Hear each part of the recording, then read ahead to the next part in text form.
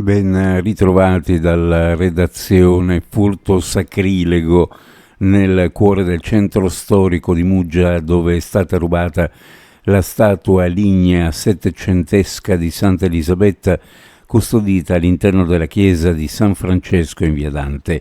L'episodio risale al pomeriggio di martedì e gli autori sarebbero due ragazzini che sono stati visti intorno alle 18:30 a girarsi con la statua fuori dalla chiesa.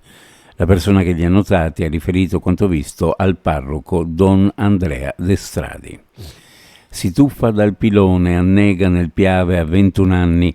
La tragedia a Fagarè di San Biagio di Callalta. A dare l'allarme è un'amica della vittima. Il giovane abitava a Pordenone. Immatricolavano le barche all'estero, le tenevano ormeggiate nei marina, nei cantieri e nei rimessaggi del nostro golfo, ma quando compilavano la dichiarazione dei redditi non le dichiaravano. L'operazione della Guardia di Finanza ha consentito di smascherare 21 imbarcazioni occultate al fisco.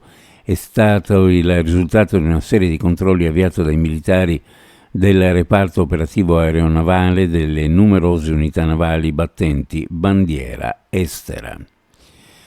Il video di un presunto pestaggio all'interno del CPR di Gradisca di Sonzo ha sollevato una polemica che arriva fino al ministro dell'Interno Matteo Piantedosi, a cui le opposizioni chiedono di chiarire l'accaduto e di accertare eventuali responsabilità, ma la questura smentisce nessun pestaggio.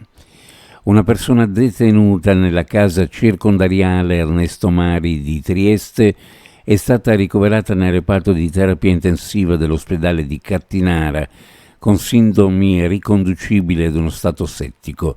Gli esami eseguiti hanno confermato una malattia batterica invasiva, ovvero il meningococco. Lo rende noto l'azienda sanitaria universitaria Giuliano Isontina.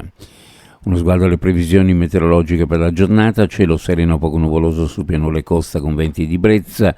Sulla zona montana cielo sereno al mattino, variabili dal pomeriggio quando saranno possibili deboli piogge o qualche locale rovescio, specie tra Alpi e Prealpi Carniche, caldo nelle ore centrali su pianura e costa.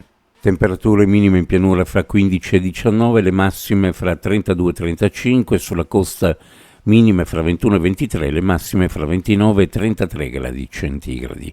Previsioni a cura di ARPA e FVG Meteo. Ed è tutto per il momento con informazione, grazie per averci seguito. A più tardi.